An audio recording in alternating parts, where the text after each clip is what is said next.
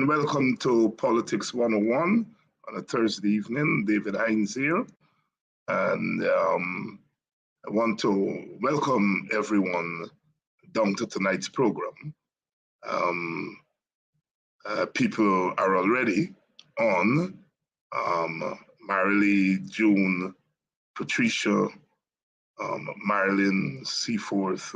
Welcome all of you down, whether you're joining us from Guyana or in the Caribbean, or whether you are in North America, Europe, on the South American continent, or further afield. Some people join us from where they are in Africa, all over.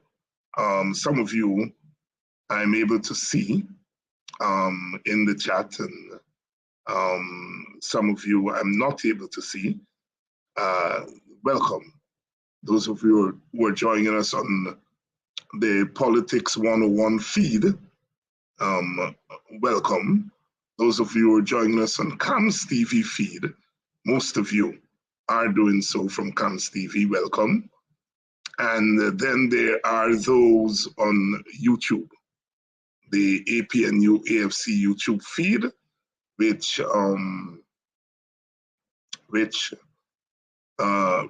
broadcast our shows.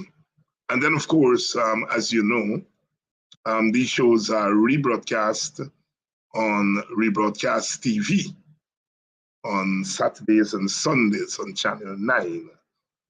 For those people who are not able to get onto social media, they're able to see the programs on Channel 9 on Saturdays and Sundays.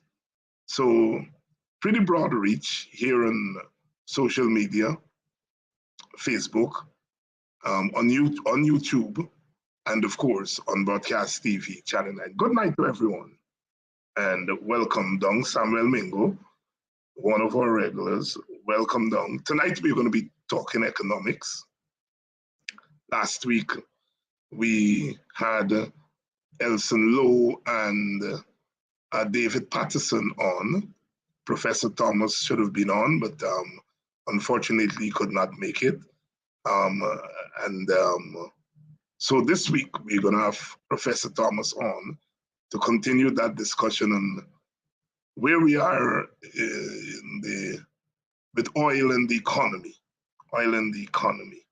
So we'll continue our discussion on that. As you know,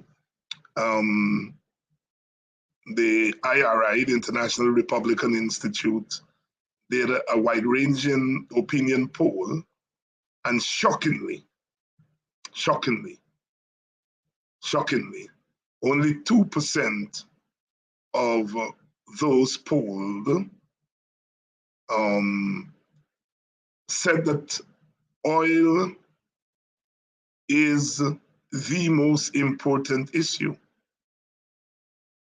2%. So what it means is for 98% of the people, there are other important things. When we took a bigger look at the poll, a closer look at the poll, we noticed 49% of the people listed economic issues. 26% of them listed cost of living and high prices. 17% listed unemployment. 4% listed other general economic issues. 1% listed poverty. The 1% listed access to loans for small businesses. That gives us a grand total of 49% of people who listed economic issues as their most important problem facing the country. 11% listed COVID-19, 8% listed corruption, 7% listed ethnic conflicts and religious conflicts, 4% listed crime and public safety, 2% listed healthcare, 1% listed external conflicts such as war, 1% listed education. So 49% listed these economic issues such as cost of living, high prices, unemployment, and although only 1% listed the general issue of poverty, as we know, there is a relationship between cost of living, high prices, unemployment, those issues, and poverty. And as I said on Bostonian Morning Time this morning, that in some regard, in many regards, this poll confirms what we in the Working People's Alliance have long felt. That we have felt that the issue of poverty, issues related to poverty, are the most important issues. And we have located the issue of poverty as a hangover from slavery and colonialism. And we felt that the expected oil revenues should, part of it at least, should be used to deal with the question of poverty. Poverty alleviation is what drove us to the Buxton proposal that was announced 4 years ago by Professor Clive Thomas, our guest tonight. And one comment two nights ago when we were looking at the poll, we had G.H.K. Lal, who came on to the program, and Adam Harris and Henry Jeffrey.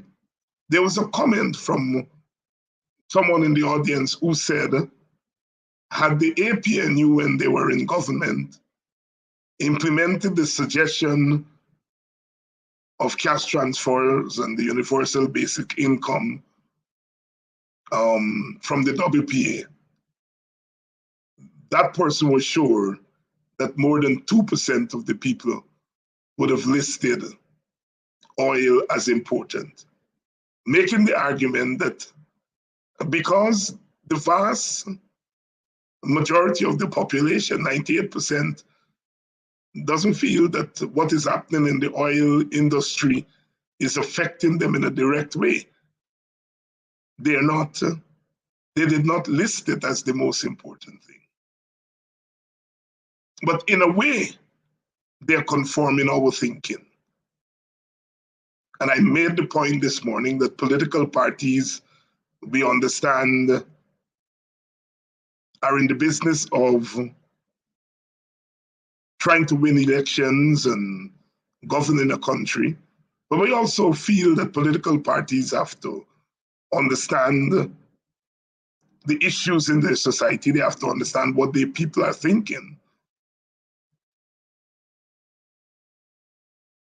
And they have to contend with big ideas. And I suppose our political parties are found wanting in that area because of ethnic voting trends and because we live in a party-centered society and people vote. In effect, the way people vote is not a reflection of the way they think about the issues in the society. That is what this poll is partly saying. And so it is correct. The economy, when we go beyond our ethnic voting patterns and our party preferences, this issue of the economy and this issue of poverty, people's livelihoods, the overwhelming majority of young people feel that, according to this poll, that the country There's no future for them in Guyana. That's alarming. That's alarming. 54% of young people feel that there is no future for them in this country. Only 35% say they think that they have a future in the country. 11% didn't give an answer. So one can say 54 plus 11, 65% of the people don't hold the view that there is a future for young people in this country. And that cuts across age group. 50% of young people feel, young people 18 to 35, they feel that there's no future for them. When you go to the age group, when you go gender, when you go to 36, 55, 57% of the people in the age group, 36 to 55 feel that there's no future for young people, which means parents are saying, 57% of parents are saying they don't think there's a future for their children. And then over age 56, people like myself, 58%. So all the people are, as we go up the age group ladder, it's getting even worse. 58% of people over 56, which means 58% of grandparents are saying there's no future for their children. When you look at it from a gender standpoint, males, 51% of males and 57% of females are saying there's no future for their children. When you look at in terms of geography, those who live in the city, 52% of them are saying no future for their children. No future for young people. Those who live in the rural coast, 54%, no future for young people. Those who live in the interior, 64% is saying they don't feel any future for young people. Now, a poll is not a verdict for all times. It's a snapshot at a particular point in time. The findings of this poll could change in another 6 months, another year. But because we don't do polls very often, comprehensive polls, one is correct in making a big deal about this poll. I said 2 nights ago that for my own research, I think it must have been about 3 decades ago, Grantley Walron, Clive Thomas, who was on the program tonight, and I cannot remember who the third person were, but they commissioned the poll, comprehensive poll on political attitudes, that I use for my research to this day, because there's not been a similar local poll that was done. One has to depend on the IMF and the World Bank and so forth for their findings, and IDB and so on. A lot of times we then have to depend on anecdotes. The IMF and the World Bank and so on, they poll on issues that have to do with population and the economy. And they don't go much wider. And so I used that comprehensive poll. 3 decades ago, I used that poll as part of my dissertation I was writing at the time, finishing off at the time. And, you know, it's still there. So welcome to Politics 101. Tonight we're going to be talking, as I said, about the economy, oil and the economy.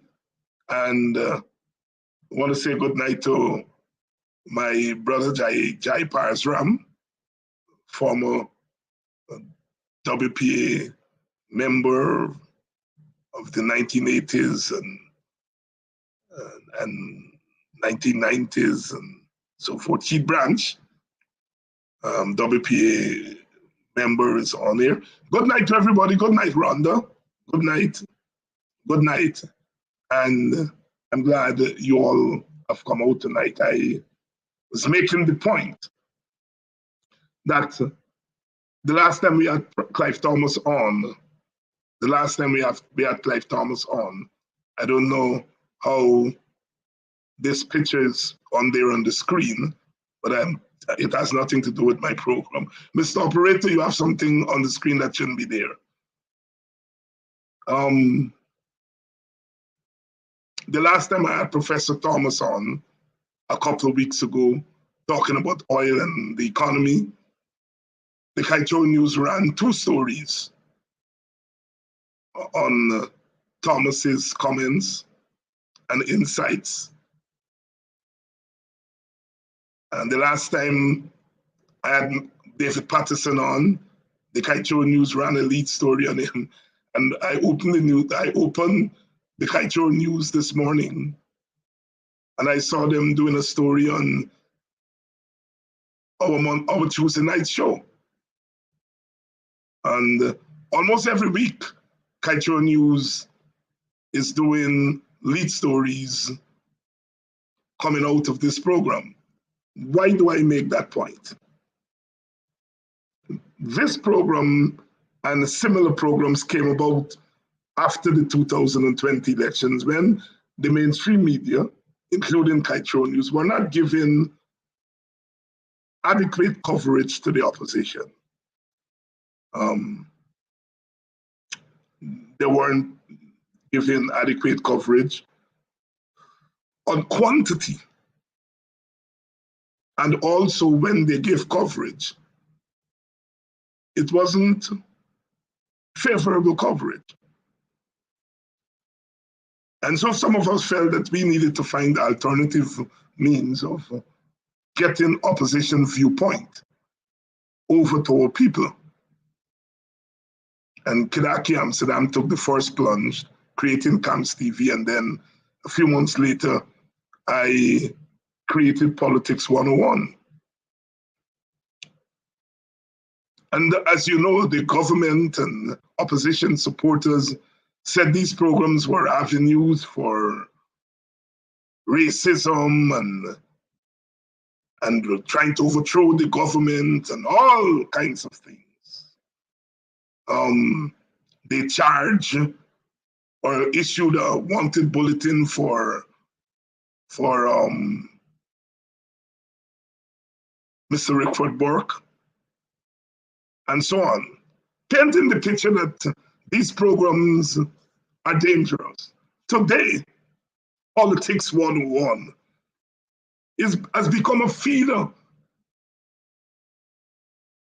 because based on information and comments and so on, I'm picking up that even the government itself, government people, are looking to this program for informed analysis, critical analysis of important issues. None of the mainstream media gets into the quality of discourse that we get into on this. And so now the media that forced us out, that media now look to us for a certain quality of discourse. And sometimes I know our supporters here say that you all talking too much, let me get some action. And I want to say this is action. Because this program, because of your help, has emerged as a source of serious discussion of issues that affect us.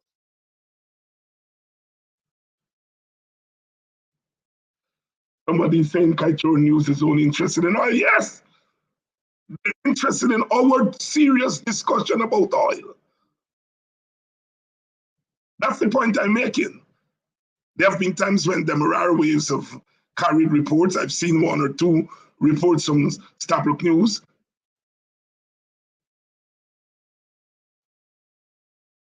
The point is whether they're looking to this program for discussion on oil, whether they're looking at the program for discussion on the general economy, whether they're looking for an analysis of the recent poll. The point is that this program that they painted, these programs that they have painted as a source of confusion and all kinds of things, have now become feeders for them. We have to acknowledge when we win victories, Don't let people, because they're not going to say, what was once an outcast, thought of as an outcast program is now engaged in informed discussion. They're never going to say that. We have to point it out. We have to point it out. So welcome down.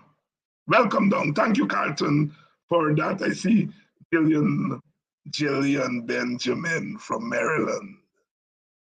In the days when I lived there, Jillian is ardent Camps TV. I haven't seen her on Politics 101 too regular. I understand part of the family is visiting Guyana right now. Those are my people from back in Maryland.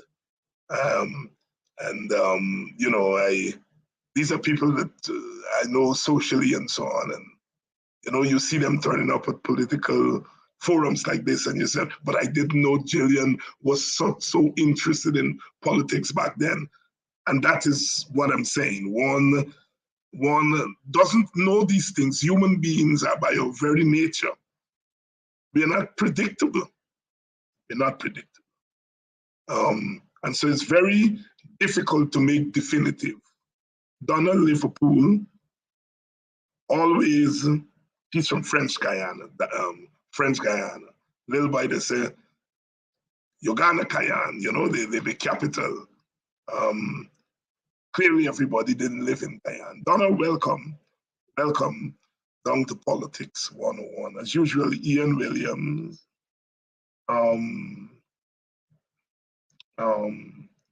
is on. Ian is saying that every time Cheryl talk about the shabby works that they do, they're gone and corrected the next day. And that's the point. That's the action. That this program precipitate action. And that is why we must not give up the forum for discussion and protest and resistance. Never. Right. So you've heard my editorial, and it's time now for the interview. Let's bring in Professor Clive Thomas, elder of the WPA, long-standing economist, not just an economist, developmental economist. Professor Thomas, welcome to Politics 101. Thank you, David. Are you surprised that 49, nearly 50% of the people polled? I think the sample was a sample of 1,500. It was spread across using the 2012 census to get the sample, and it was done by Gallup, I understand. Are you surprised that more than 50%, well, almost 50% of those samples listed economic issues, especially issues that have to do with poverty and cost of living and so on, as their number one issues facing the country? And secondly, are you surprised that 98% of the people feel that oil is not the most important thing happening to them or happening in the country? You're an economist, you know something about polling. Talk to me. Is this surprising? Well, I think it is surprising, but we have to have a few cautions. Remember, the poll seems to have asked the question, what do you think is the most important issue facing Guyana now? It does not rank choices, and because 2% of the population seems to pick oil does not mean that overall in the population that it would rank at a level lower than a poll where 20%, let's say, picked some other thing. Because when you take the second choices and the other rank choices, it will aggregate to a number that might be very different from the 2%. So I would use the poll as an indicator that it does not reach the level of the immediate priority for the voter or the citizen who happen to respond to the question. But that does not mean that it is insignificant, because in the second and third and fourth choices of issues, he may give that some ranking.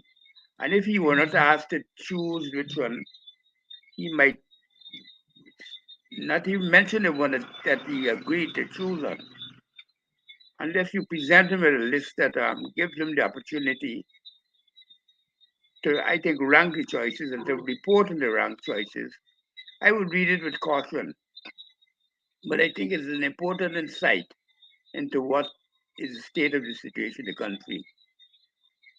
On the aspect of the poll that you read out, where it is reporting that people no longer think there's a future for themselves, their children, or their grandchildren in Guyana, that is something that I observed has been reported going back at least 30 years, and maybe longer before the poll started. People have felt generally that given the choice to leave Guyana, remember I left, I migrated myself, leaving Guyana is a better option than staying in Guyana. And that expressed a disappointment over the conditions and the opportunities existing within the country. And that is a persistent trend that alarms me, because I thought at this point in time, and hopefully in the near future coming with oil, which they disregard, people's material needs may be satisfied at a level which gives them the comfort that they can look after their health and their well-being, raise their children properly in terms of education, in terms of opportunities to get good jobs, to be trained, to enjoy a healthy lifestyle and so forth, and choose Guyana. This is the future that is there for us. But I think that right now, many people still see Guyana as the colonial outpost it was, not making progress, even though many progressive opportunities or opportunities for progress seem to be rising. And that is, to my mind, the most disappointing feature of the poll. It is not sufficiently indicating a forward-looking population, and and to the extent that the behavior conforms with behavior for over 30 years that I've seen, I think it shows a disappointing evolution of the state of the country. Though that will be my basic comment on it. I have not read the poll in detail. You've just sent it to me, and I'll read it tomorrow. But I did read a newspaper article that carried it today, and they told you they had a graph in it that was so fine printed that I could not literally read it. But I did manage to see the top four items because the bars were large, stretching across the page. But the others I could not make out. Some of them were really dots on the paper. So I'd have to read it electronically to get a sense of what it says. Let me get you to zero in a little bit more on the 49% that listed economic issues such as cost of living. Let me give you the direct figures here. Remind you.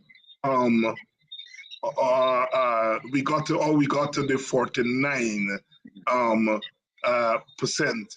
Now, 26% listed cost of living and high prices. 17% unemployment, 4% general economic issues, 1% Poverty. poverty, 1% lack of access to loans, come up to 49% who listed Yeah, as yeah. their first choice those economic issues. I And think those were the four I was able to read. right, So I appreciate that.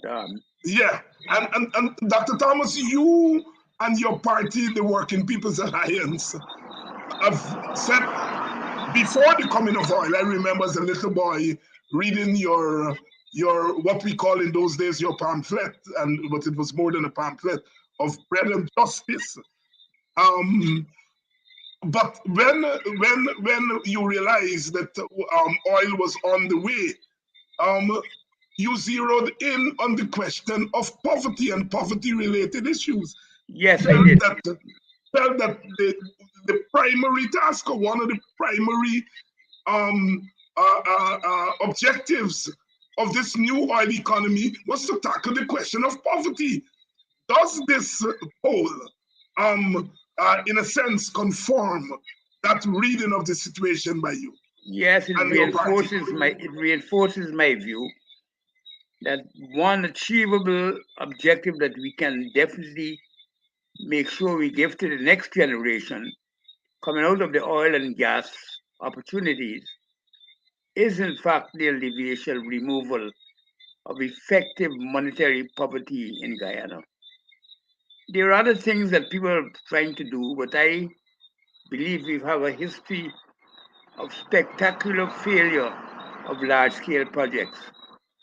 So I don't want us to build white elephants. We have the Skeldon project, we have the CGIA Chet Jagan International Airport, we have the laptop project that one laptop for every household. We have the fiber optic cable. We had so many big projects we spent money on, and nothing is there to show for it. But one thing that we can be sure that once we get rid of it, it does not self-replicate and reduce Guyana to immiserization, is the removal of poverty from our midst. Once people are able to break out of the poverty cycle, they will move into sustained development based on equitable conditions because the distribution of income will be changed and the people who drive the society would be the larger generation of kind of the majority of Guyanese who right now are being excluded because they are poor and powerless within the system. That is what the vision is. And that is why I think it's important, not because we think that all projects will fail, but we don't want at the end of the year to take the historical record, look at it and ignore it. Already we are at a stage where we're very alarmed about the possibilities of what might come with the gas to shore project. Is that another skeleton? People digging their heels for their projects. Another Mela Falls. People digging their heels for these projects. These projects will have to come on board, but they can't be done to the exclusion of something that can so transform the economy in a transformative way, an unprecedented way, that we ignore it. And that is why I champion the idea of the universal basic income scheme, because it empowers people and it builds into their lives an ability to do more than just hang around and fest in poverty as we do here in Ghana. Only looking for a lime or a gaff or a hustle. We Professor, need yeah, hustle. Professor, let me ask you a direct question. If someone who has not done an economics 101 class at the university, an ordinary, regular citizen in the society, hear this thing, universal basic income, and they say, Professor, Dr. Hines, please ask Professor, to explain what this universal basic income is. For me, an ordinary worker in the country. Please, Professor Thomas, explain it on this program for that ordinary worker that comes. It's a commitment on the part of the government to allocate a sum of money to every citizen in the country, particularly trying to ensure that in doing that, those below the poverty line receive the bulk of that income for themselves. Those above the poverty line will be taxed because they get extra income, but those who are poor and those who don't have work or a living income would not be taxed. So already we have a distributive element in the payout of any basic income. Already we target implicitly in every single basic income scheme. We target the poor more than we target those who have the means to pay taxes within the country. So this idea that giving money to people is a waste is really based on the principle of looking after everybody to ensure that nobody is left out. Once you start to target by allowing the government to intervene with its own judgment and priorities, any scheme that they claim to be targeted will end up going to government supporters, government friends, government family. It can be locked into all sorts of sordid distribution conditions. So it's to fight that inherent tendency to be corrupt or to be biased in their arrangements. The night before that everybody that has an entitlement based on the fact that they're a Guyanese citizen living like with a Guyanese framework, familial framework, gets the money devoted to that framework of family. In that way, you cannot claim, nobody can claim that they didn't get the money. But once you begin to target it, let's say to Campbellville where I live, they can come to my house. This is pretty. I'm pretty sure that will not happen. So you want to avoid the opportunities for this sort of distortion. So you guarantee the income to everyone, and then to those who it comes as more than what they were required to be out of the poverty line, they're taxed because you're not removing the income from taxation. You have to report it. All the income that every citizen report gets has to be reported as taxable income. And in fact, it's one way to get everybody within the tax net. In Guyana, the main people who pay taxes are those who work for the government. Private sector employees, people hustling in the streets, running taxis, selling the street corners, and so on, don't pay no regular taxation in the way in which those who are civil servants are bound to pay. So it's to try to avoid all those distorting effects in the system that I would prefer to see that is done as a universal thing with no exception, so that nobody is left out. Nobody is left behind. Universal basic income explained there by Professor Thomas Ronda. As you remember this morning, I tried to do it, but I am not the economist here. You heard the economist here tonight on Politics 101 of what a universal basic income is. Professor Thomas, let's talk here about the oil. The new this new oil block that has now come on stream, there is a lot of talk about it. The government is not giving out information on it and so on. And it has a lot of people worried. Are you worried about the lack of information on this new oil block?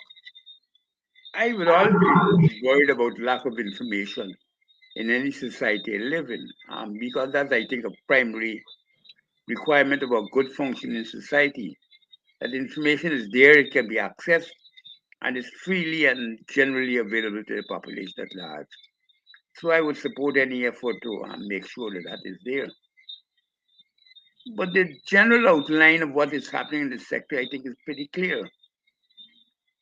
Um, I think up to about 2027, at the at the extreme end of the immediate period going forward, there's the intention to have 5 basic projects completed and to produce about 1.2 or maybe 1.345 million barrels of oil per day at that point.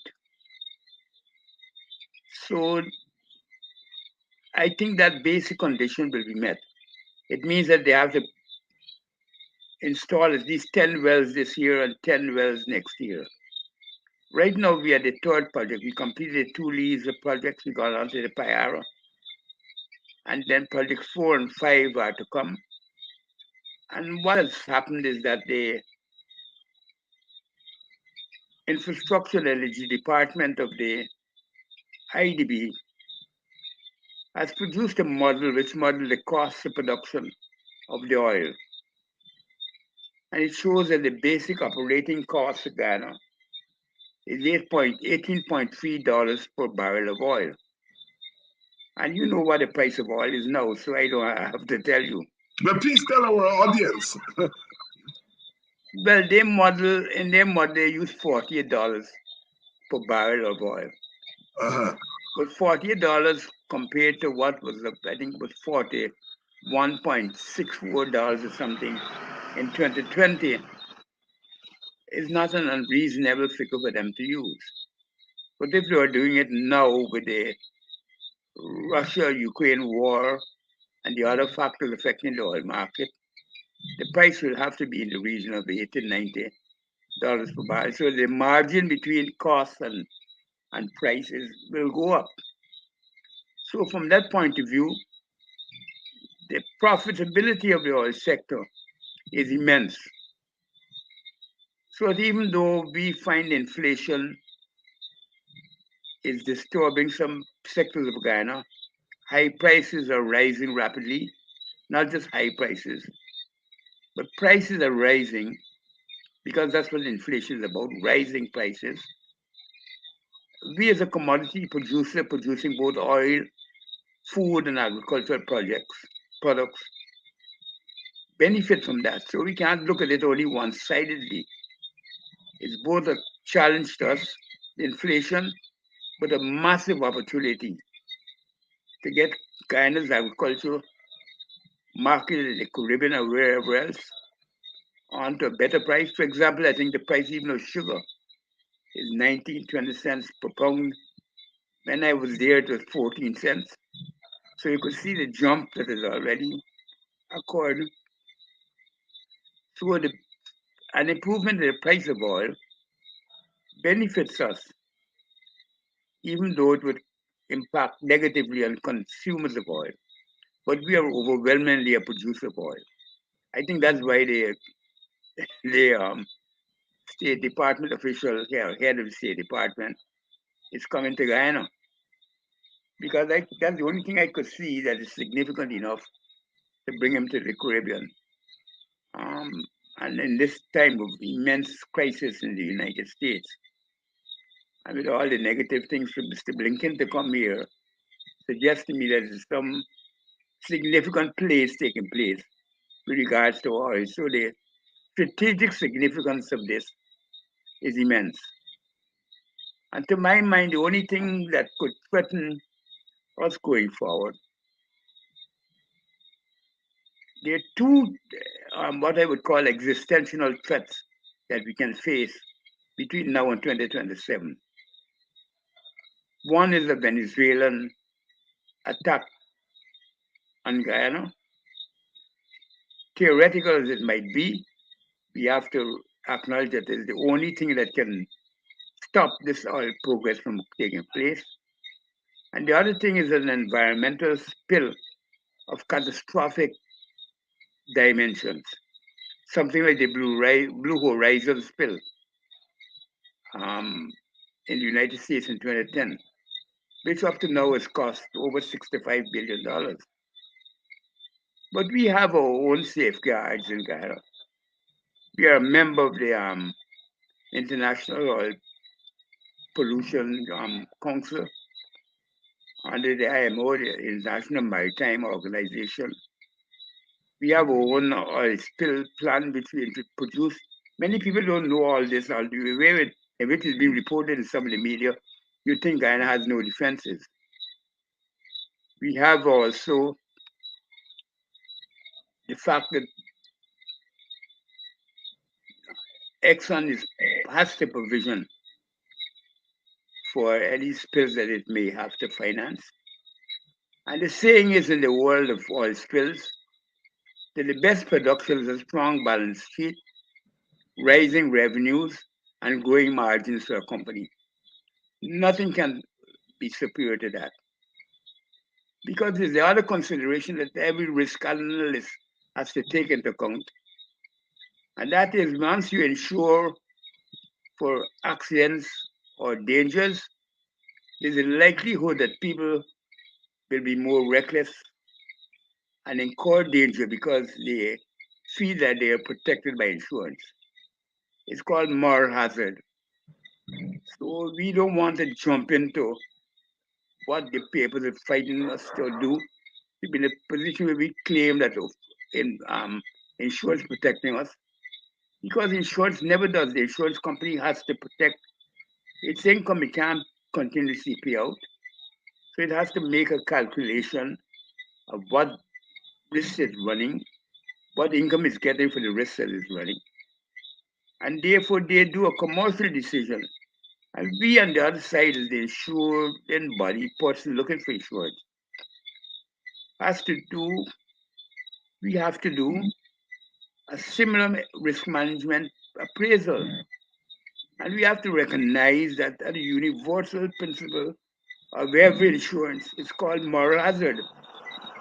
The more you insure, the more you risk you run. The more risky behavior that it induces. It's a paradox, it's a perverse thing, but it's part of human nature. If you got on a life jacket, you're more likely to take a jump in the river or take a risk. I mean, you might fall overboard than if you don't. So it's just human nature like that. And we have to understand that people who have done this thing for years know what is meant. But when you read the papers and the print media in this country, you would not believe people even know the most elementary things of oil business, risk management, and these basic things facing us. I don't even think they know that we have a national oil spill protection plan, how it is written. I don't think they even know that we're members. And I could remember, I think it was back in 2019, I can't remember when it was, that Greenwich signed this agreement as foreign minister. And we were lauding it for weeks in Guyana, becoming a member of the IMO, Oil Pollution, International Oil Pollution Council, and the fund. So we have to understand that we have a very complex way to go forward. And it's not only the simple, more alarmist things that we have to bear in mind. But we The have to other take thing that into I think is very consideration. important was that. No, I am saying that it is not just a simplistic thing as you say, but we have to take into consideration some of the more profound things, and we have to understand that we're operating within a larger global economy, Yeah, oil economy. and we have to know what are the basic facts behind it. For Yes. example, to us, Exxon is a giant. But you know how much the oil Exxon produces in the world? Less than 2%. Hmm. It's a real paper tiger. The international oil companies that are owned by nation states like Russia, Saudi Arabia, Middle Eastern states, countries around the developing world, Brazil, us, other people, these are the states that now control the bulk of oil production. So when we talk about pollution and all these things, we're attacking other states and not oil majors because they're the major producers of oil. But we've locked in a vortex of alarmism and outright propaganda that takes us back 20 years ago, 2 decades ago. 2 decades ago. Professor Clive And Thomas. to mind that is very disturbing. So Guyanese don't look forward with many things that they have now been thrust upon them and the opportunities which are unfolding day by day. That's my biggest concern. Yes, Professor So the Clive Thomas there telling us like it is. I want to welcome everybody down to the program. I want to welcome the reporters, the journalists in the audience. We know now that journalists join us looking for news. And I notice Kirk Ida Khan is here. I've been quoting from your comments 2 nights ago that had the coalition government embraced the idea of transferring the universal basic income, more people might have expressed awareness and of what's happening in oil and scored oil, the oil industry as a higher concern in the nation. And Cork is here tonight, and Cork is saying, I hope the coalition don't drop the ball on the idea of program of basic economic income for short. Errol Lane is saying, thanks, Dr. Thomas, for that explanation. People, please be conscious of your benefit. And I'm going to ask my my producer, with the permission of Dr. Thomas and the WPA, to extract that part where Dr. Thomas explains the universal basic income and play it as an infomercial so that people understand what it is, because there are lots of confusion between the handouts that the PPP is putting out there, $25,000 a year, and what really is a universal basic income. Guthrie Williams is saying, ask the Cane farmers about the payment they got for a finger joint. Welcome, everybody. Dwayne Benjamin, my friend, Professor, the price of oil might benefit the state, but what about the small men and women who are eking out a daily existence? Those, unfortunately, happen to be a significant portion of our population. In the case of the public servants, workers, and teachers, police, etc., how would they benefit from the high oil price? Dwayne, that's why Professor is talking about universal basic income for these people, but I let Professor answer that question himself. Well, by doing so, I'll be repeating much of what I said. Yes, The that's whole what I idea is thought. to ensure that no family is left out of their oil money. Yes, Put it very simply, no family is left behind. yeah. I think, Not a single one. And yeah, if you feel I that think this is Dwayne might have joined late. Yes, given people who have more than they need, capture it by taxing their income. The poor people are not paying taxes, you yourself has admitted. And the question he admits that they're left out. So the way to bring them in without the penalties of taxation, because that income will not put a whole family into a tax bracket. yes. Cherry Jeffries saying, hey, Professor, you're on point. You could not have said it. You could not have said it better. Desiree Simons, welcome. Desiree Simon, Liverpool, welcome down. Egerton says that now Jack Dio is talking about a smaller guy, Suko. Can you ask Professor to comment on that? Professor? I commented on last time we were all, I commented on that too. Yes, I remember. I believe that there's no future for Guyana as a commercial producer of sugar for the world market.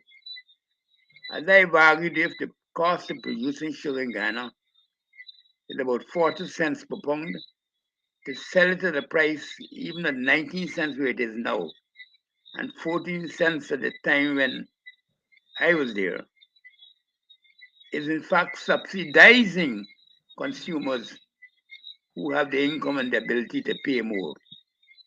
And we don't control the world market, so we can't control the price. We are a minuscule producer. 100 million tons of sugar, we are a drop in the ocean, not even 1%. So Gaitsuko has to be diversified.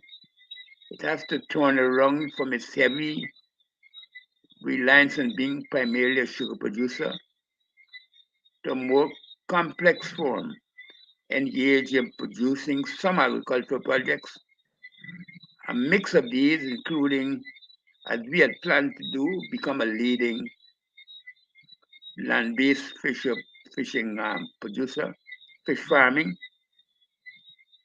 volume, where we go for volume, we go for exotic green attributes like making briquettes for sale in Europe out of the sugarcane plant rather than producing sugar. These are the things that we have to look for to get forward. We also have the huge heritage on the estates, which some people have been exploring with us. I think I mentioned that too, of trying to create global auctions in which we seek to sell some of our trophies that still remain in Kaisuko. We know we had the first railway bridge established in this hemisphere in Ghana, and we don't have a piece of track that we could sell in somewhere in the Middle East for people who hold these things and make a fortune out of them by holding them for generations to sell forward. Mm-hmm. So when people making billions of dollars by 2084 out of the first railway track because they can afford it, that was ever placed in the continent of South America, we would not have a single piece. So we are trying to identify all those historic artifacts and create an auction base for selling them. So the form would not be what we think it is, and also to have more tourism that is agricultural based, to open up the lands for sale that generate significant income. Like remember when we talked about $1 million an acre or $25 million an acre, people laughed, and now you can find, if you split up that land, that given the rate of growth of the urban areas and congestion alone created by the oil so far, that you can make lots of money out of that real estate because it has a scarcity value, a site value, by its location. Yeah. That is strategic location. George Tanner is saying, Professor Thomas is Guyana's best economist, having won the prestigious Beckford Award for Economics. George Beckford, of course, was a colleague of yours at the University of the West Indies and in the New World Group. As a young student at the University of Guyana, I had to read Beckford's Persistent Poverty, which some people still feel is a classic. Professor Thomas, I didn't plan to ask you these questions, but the kind of work that people like George Beckford and yourself and Lloyd Bess and others were trying to do within the New World movement of the 1960s. Now, 60 years later, would you say that it was work that was well done? Are you seeing some benefits of that work as you contend with the present? I see a fading influence of the work.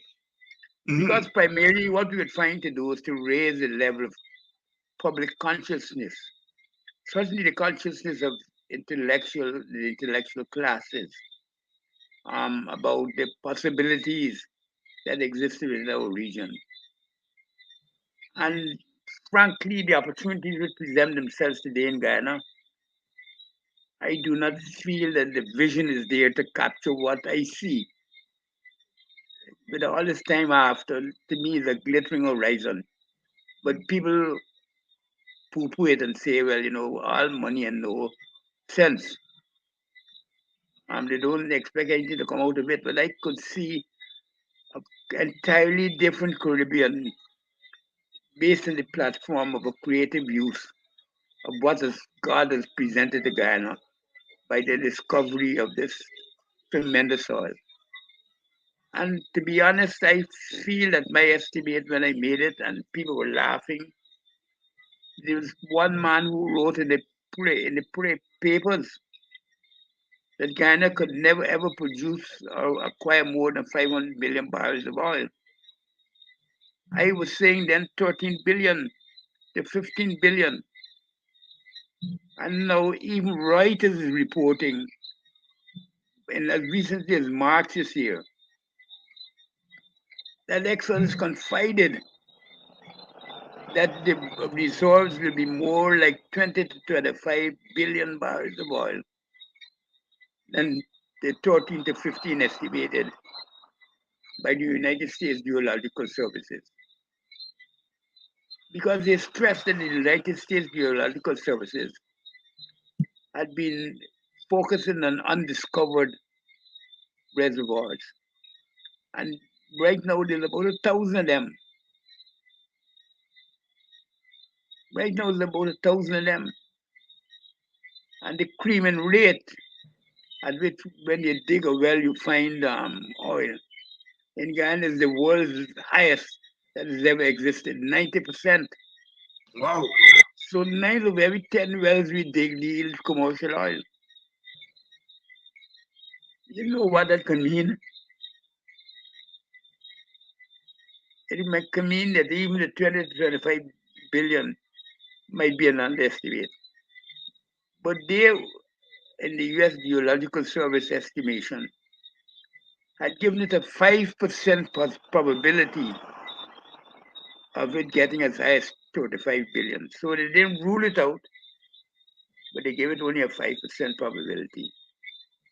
I used the median probability, which is between 50 and 51%.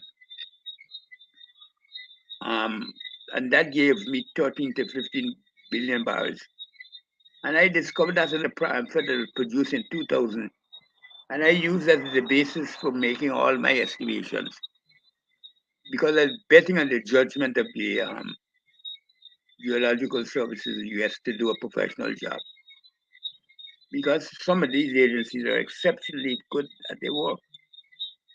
That's what I found out in the oil sector. Mm-hmm. And, Professor, and it turned out to be true. So we have this, and if could you see if all this bounty were to go to all the Caribbean people, not only Guyanese, and all the creativity out there, if the real Caribbean integration, this place will be transformed. It'll be another Middle East, the Middle East of the Western Hemisphere. And from there, the politics and the possibilities grow exponentially.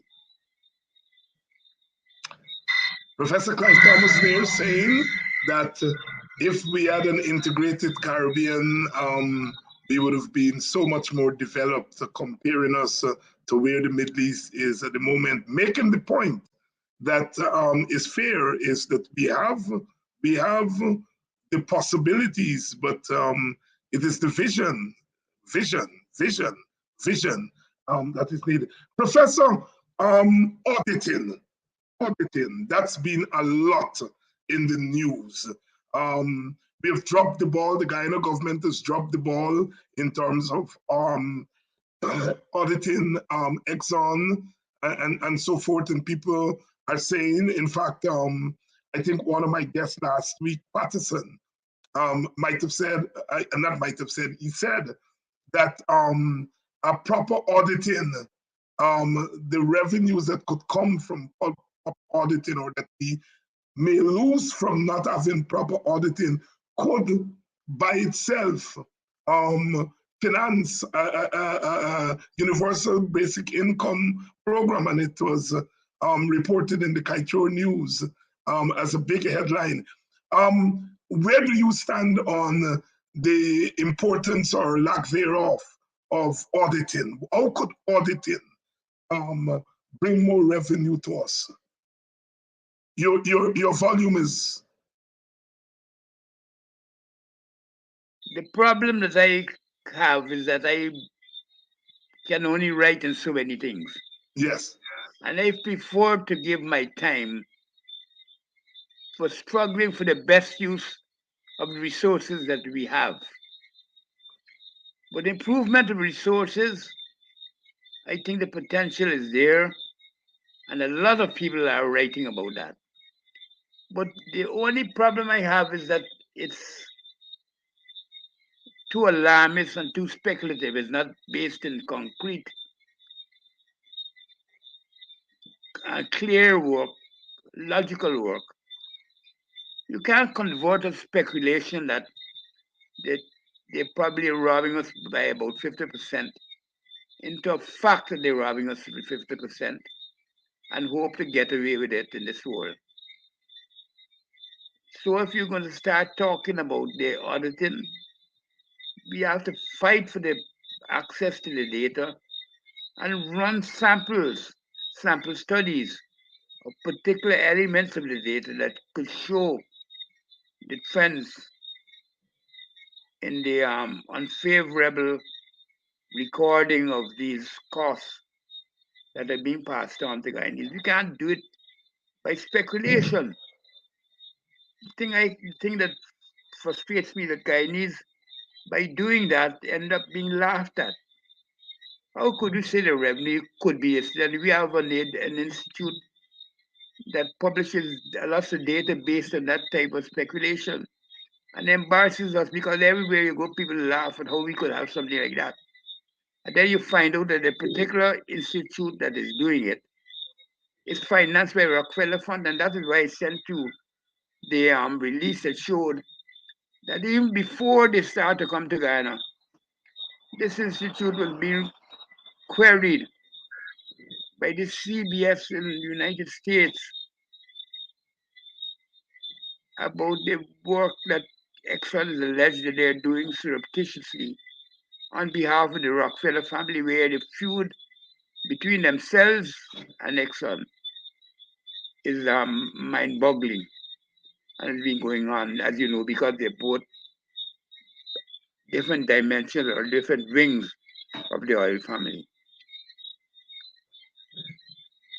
The fear I have is that a lot of the work, because we don't have the information, is purely speculative and hypothetical.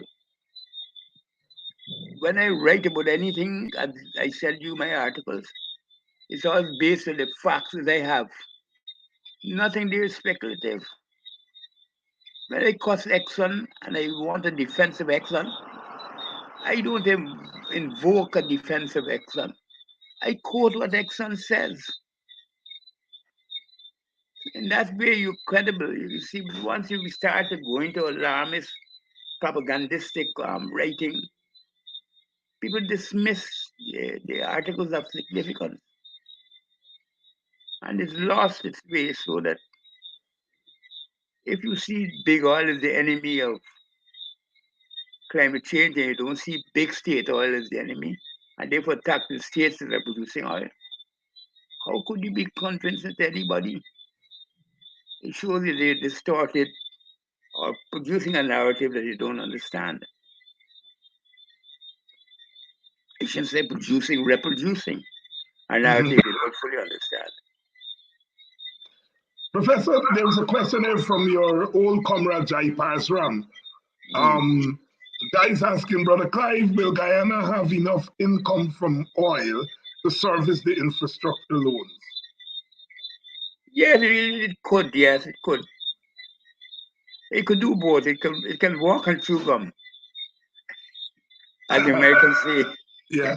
So you can have the universal basic income and have infrastructural investments. In fact, I will recommend both. But the only other area of investment which I also recommend very heavily is investment in research and development.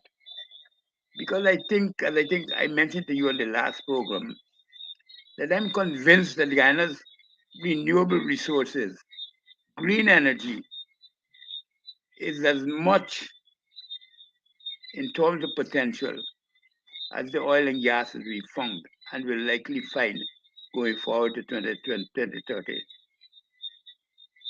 So a lot of research is needed to explore the opportunities from our renewables, from our green and clean energies. And we need to be a leading investment in those types of technologies. And I think a lot of the oil money should be diverted towards having that as a leading innovative end of our development. Because there's no country who can develop without having some innovative lead, some innovation lead. And I pick the innovation in renewable energy as an opportunity for Guyana to take the lead. Because all the elements, solar, wind, water, biomass, all these exist in Guyana. And we should hope to use the oil money to become an attractive locus for making it a hub of clean energy technologies and clean energy innovations around the world. That's the other hub I think I hope to ensure, and that is why I was hoping for Caribbean base because we have a university structure coming out from UV and UG to pioneer that possibility. Hmm. Garfield is saying here, listen, my people, listen, they would not tell us nothing like that we are hearing here tonight. Dave says, thank you very much, Professor Clive Thomas, for your in depth knowledge. Somebody here wants you, Professor Thomas, to explain to Guyanese what inflation means. It's a word that is being thrown around a lot, and it seems to mean anything and everything to everybody. Can you please ask Professor Thomas to explain what inflation means and then explain how it affects or does not affect the Guyanese economy? Professor Thomas, over to you. Okay. Everybody I know in Guyana has asked me that question at some point in time over the last few months, mainly this year. And almost all of them assume, I should say everyone so far that I ask, because I usually return the question by saying, what do you think inflation is? And almost universally, they've told me high prices. But inflation is not high prices. Inflation is a high rate of increase of prices. You have to emphasize the rate of change. High prices by itself destroys the demand for the product. So the product will not be bought because people just could not afford it.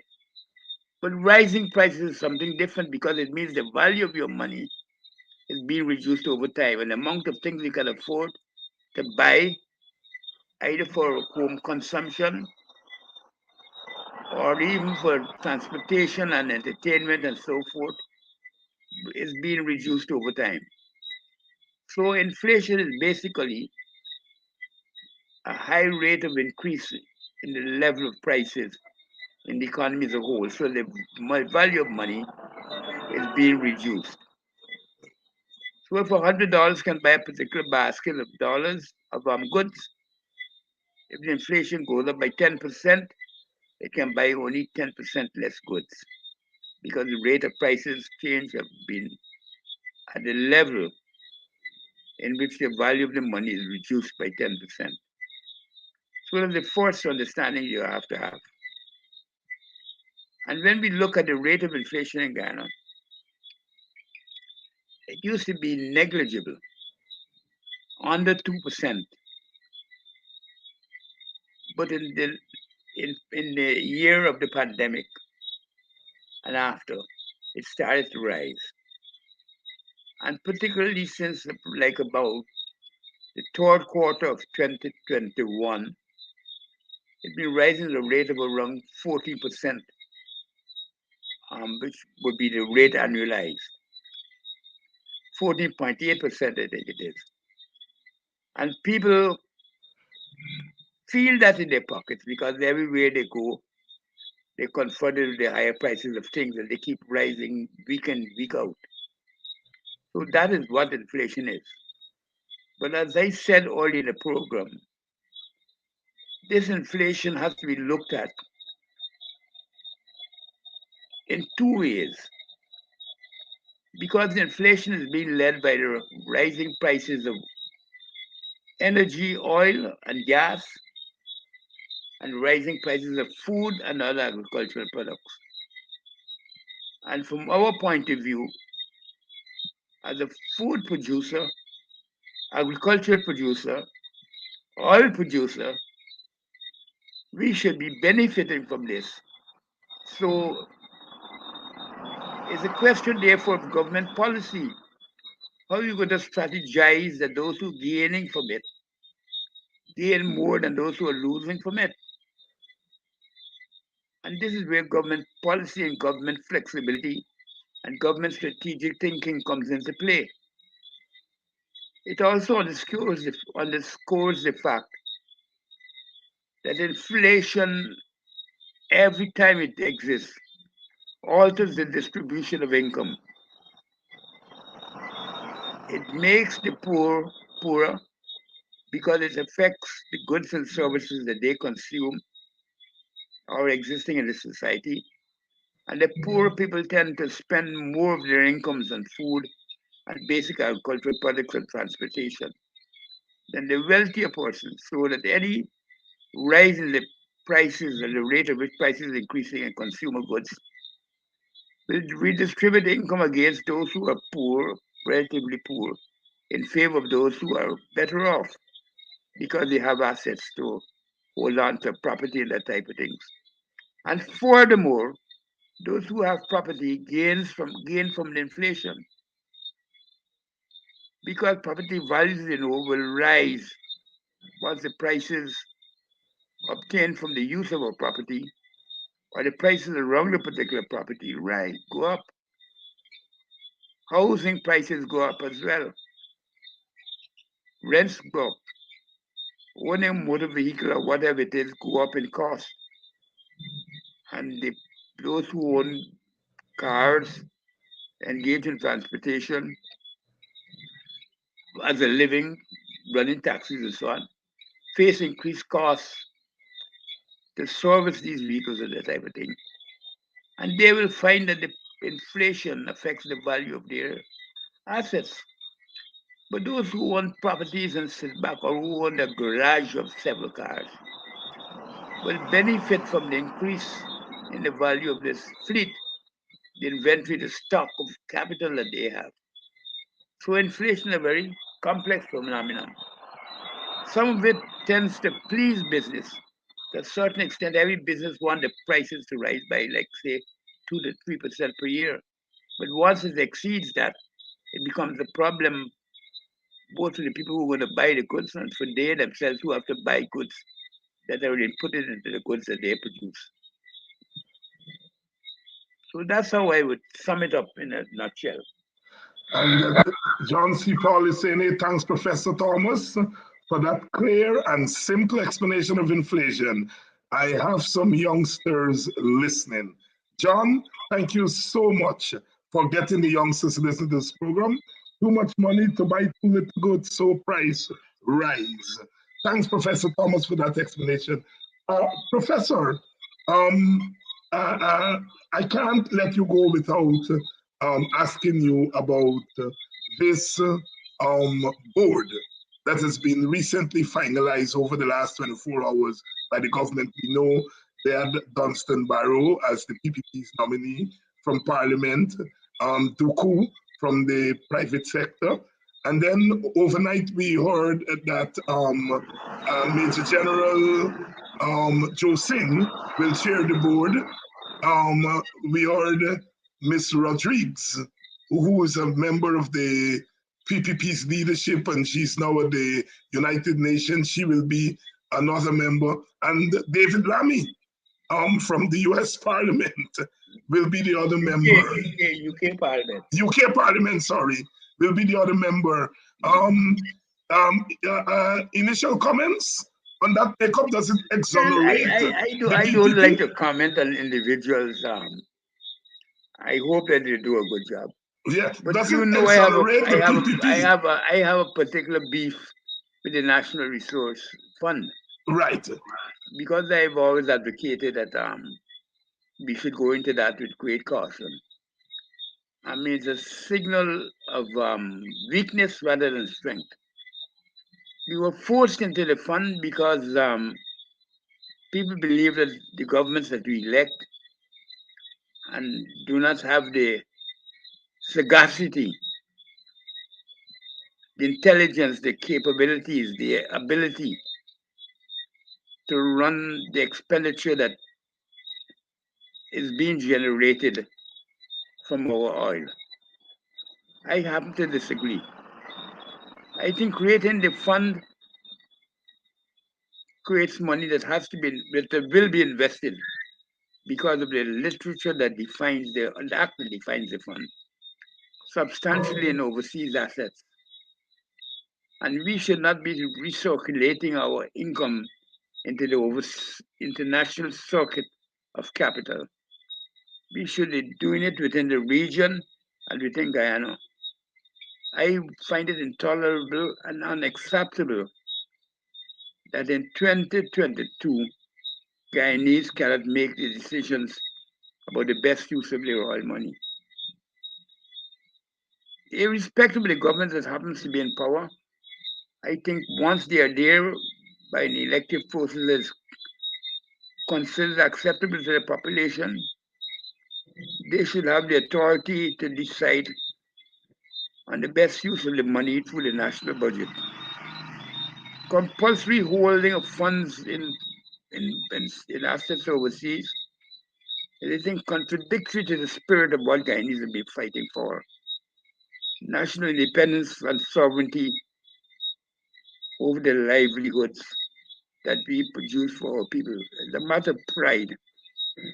But the colonial nature of the relationship we have with some of the international agencies makes it almost a dictum on their part that you can't spend your money better than me. That is there, the international agencies. And we tell you the best thing to do is to put it in a fund and to keep it for what they call a rainy day, which is really to regulate your spending over it. When they themselves could, like in the case of what's happening with this sanctions nowadays, they could seize your money. They could do anything with it. I remember when I was at UWI, it was the British government that encouraged the islands in the various West Indian territories to open give financial benefits to locating their companies in the area. They who set up the financial hubs. And when it turned out that it wasn't helping them, they're the ones now who are monitoring and being extremely restrictive on the use of any financial hubs, although some of the islands had benefited from this early development of it in the 1970s and so forth. So I would be very careful in risking Guyana's, I think, deserved earnings from oil in any fund placed in the US Federal Reserve System. I certainly would not do that.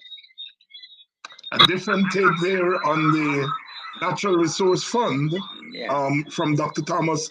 Dr. Thomas, as we wind down, You are a founder member of the Working People's Alliance, which has been around.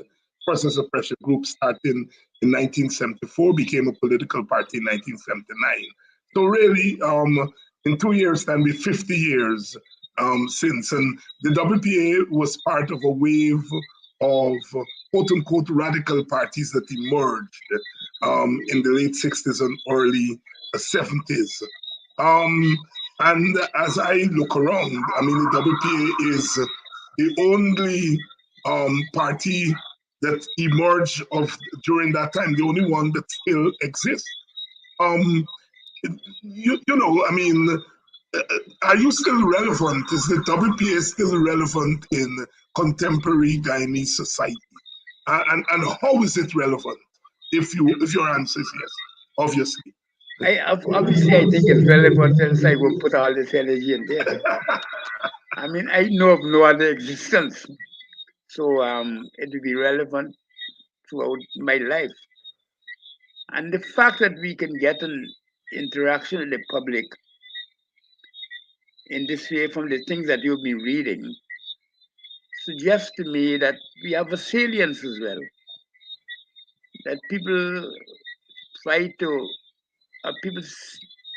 people find the comfort in the vision that we are trying to exercise, and we're trying to project on their own capabilities and the capabilities of the societies in which we live in.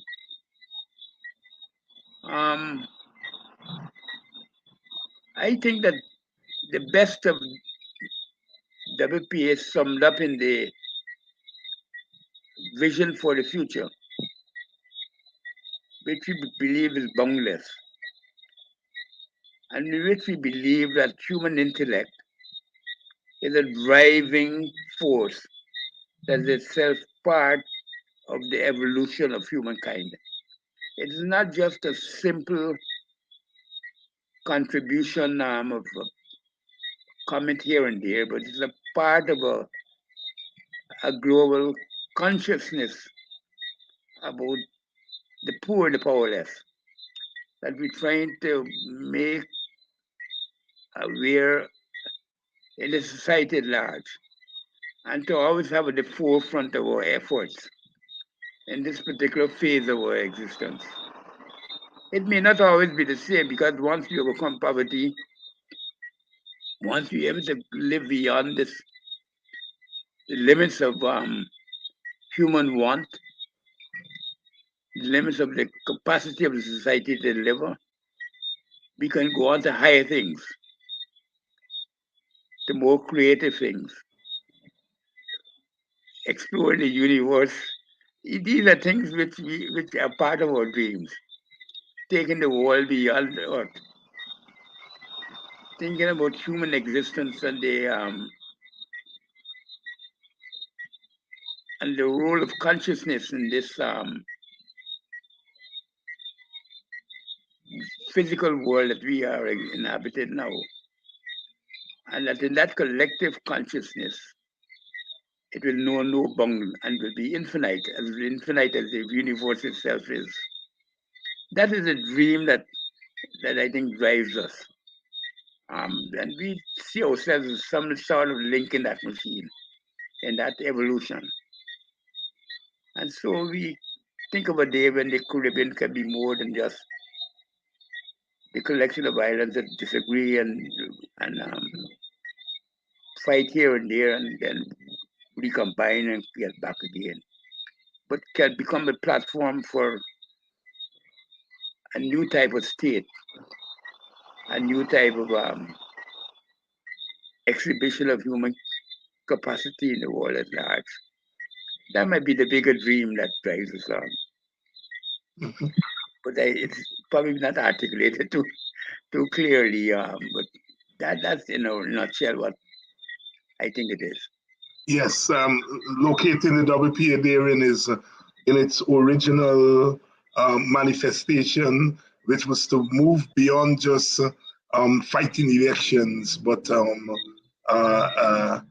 trying to build a society in which human beings can feel that their humanity is is being given the kind of prominence and importance that is needed.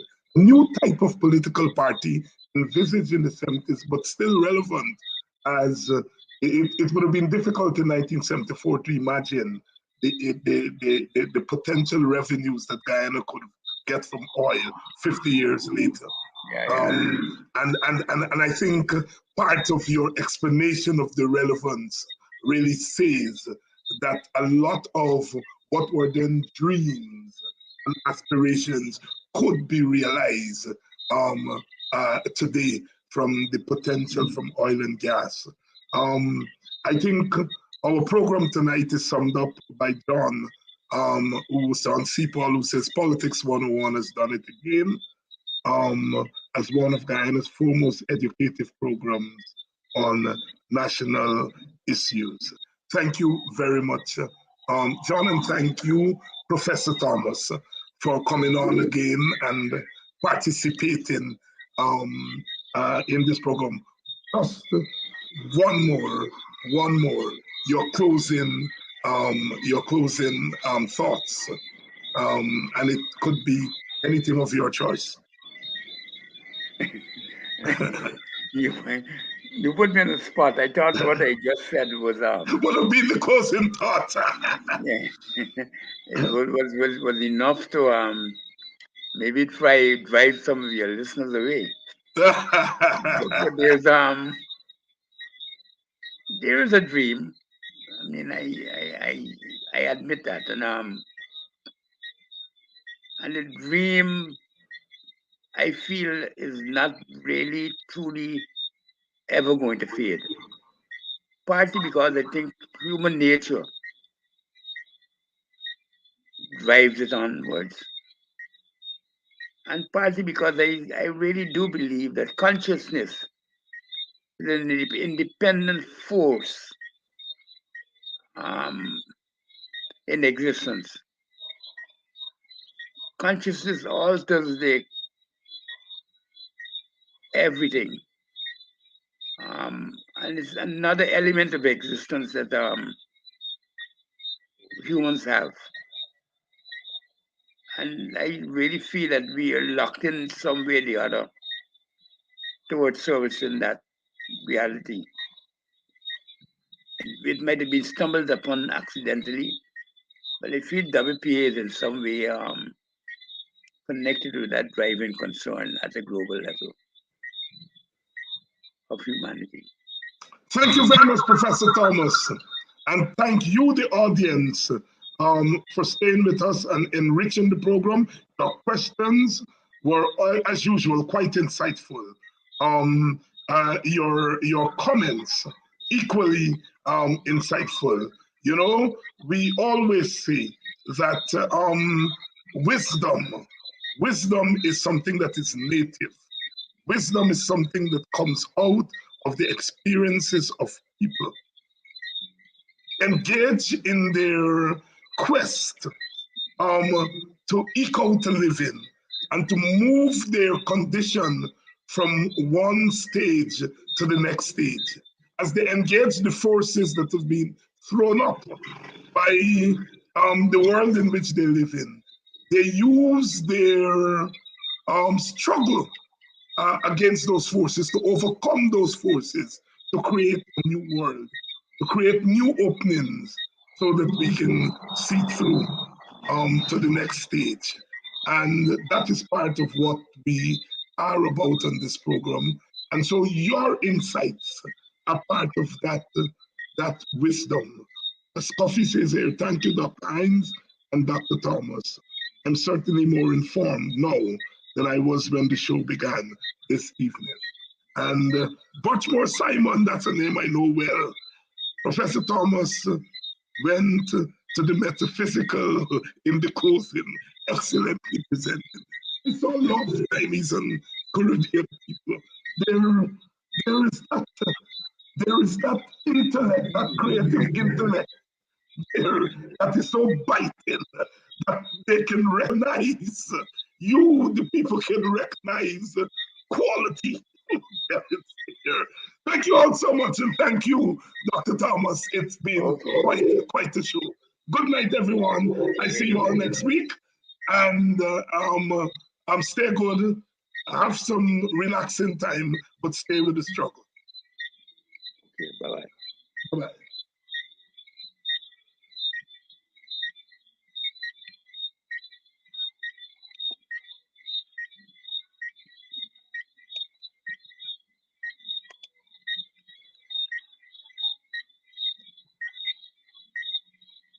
And as we await the operator to close us out. Oh, sorry. I said, I was looking for the leave sign. Yes, we're waiting our operator to close us out. I want to say good night to Beatrice Roberts, Ian Adams, Lester Beckles, Leslie Lewis. I want to thank you all for staying with our program. Brenda Casey is a regular, and I think our operators now gotten his hand on the console. Good night. Good night.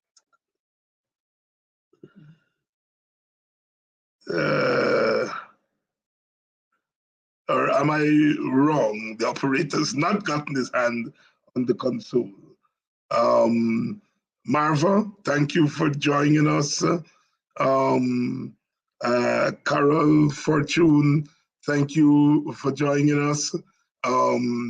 Really, without you, there is really no program. I think our operator is now ready to close our program. Good night. I'm gone.